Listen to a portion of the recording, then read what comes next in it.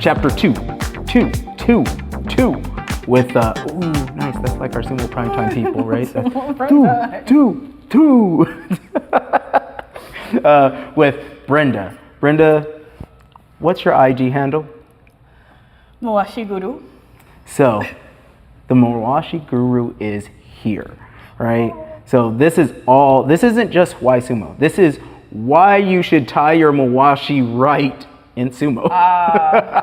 Very important. It is super, super important. And there are some wild people doing wild things online. I have seen some crazy things. And that's just what we've seen. So just imagine what we don't see out there. So why should people tie their Mawashi right?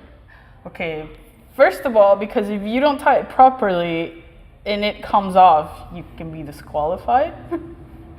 Secondly, if you're going traditional and your Mawashi comes loose, you're gonna give everybody a show and you can also get disqualified.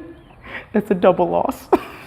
And thirdly, if your Mawashi is not tied properly, you can feel it in your sumo, right? I mean, not that I wrestle a lot, but I feel like it gives you a certain confidence when your Mawashi is tied snugly. It's kind of like wrapping your wrist, like giving you that extra push. You get a little more leverage over the other person because if it's tight, you kind of have like more, Yeah, so me personally, it depends on who I'm going against and how I like my Mawashi tied, right? You can only control so much.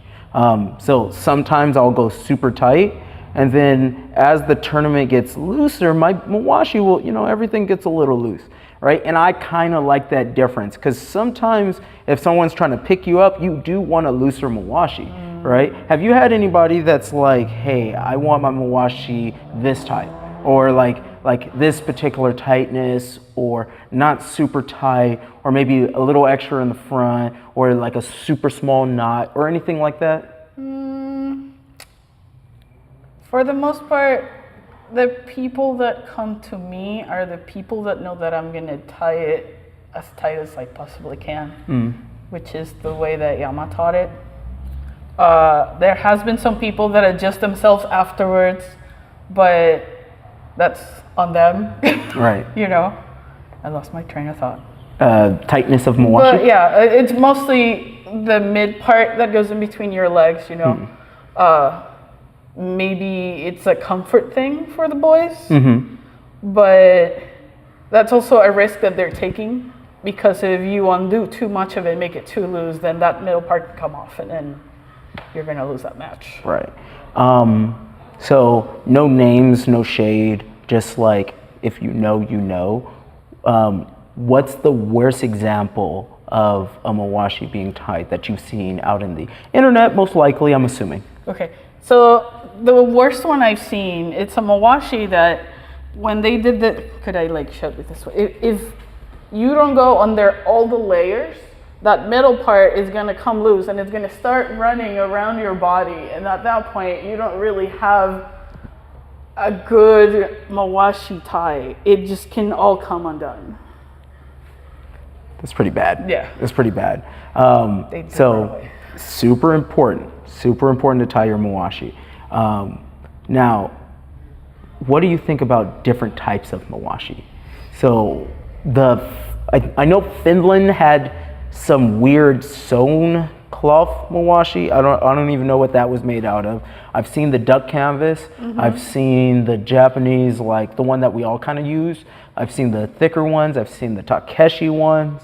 And then I have a few of them, the elementary school ones where they're thinner material. Also, Minkin used it and almost all of his butt was hanging out. It was too small, Minkin. So, go ahead. Okay.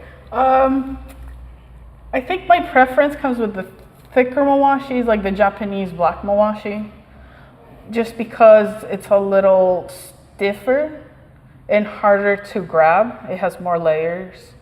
The duck canvas is very price accessible, and it's a perfect way for new clubs to make their own and try to get people in a Mawashi to try it on before they make the big purchase. But it's also a little rougher on your skin.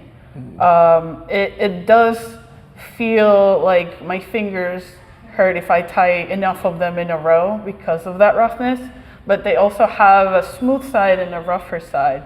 So it's just a matter of knowing how you're folding it when you put your Mawashi together for the first time to make sure that it's the smoother side is the one touching your skin. It's also a little bit, you know, the threads come loose, so you have to take care of your Mawashi so that it lasts you a little bit longer. Then we were talking about the junior high Mawashis that you have. Those are nice and they're very easy to tie. They're comfortable on your skin, but you're not gonna get that same feel and distance. So you have to be very small to be able to fit into one of those. We use them mainly on juniors and really, really small ladies. Yeah. Just because of the distance.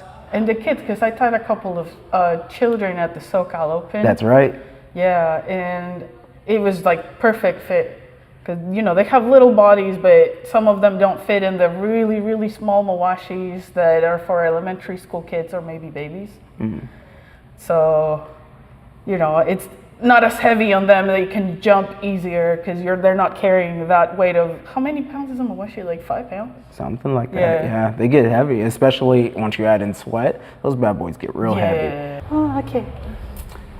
If you want to find out more about Mawashi tyings and the kinds of Mawashi that are accessible, you can follow me at Mawashi Guru on Instagram, or you can also find us on the Sumo 411 page, where we're going to start posting information that will be available for everybody around the world, give people options so that they can find something similar in their area, or be able to like spring up and buy the Japanese Mawashis. I still think that if you're a long-time wrestler and you plan on doing it your whole life, the Japanese Mawashi is going to last you the longest, and it's also going to be the most comfortable. But if you don't have access to that, we'll also list you options on how to do it, how to fold your Mawashi properly, and how to care for it, how to wash it, all that stuff.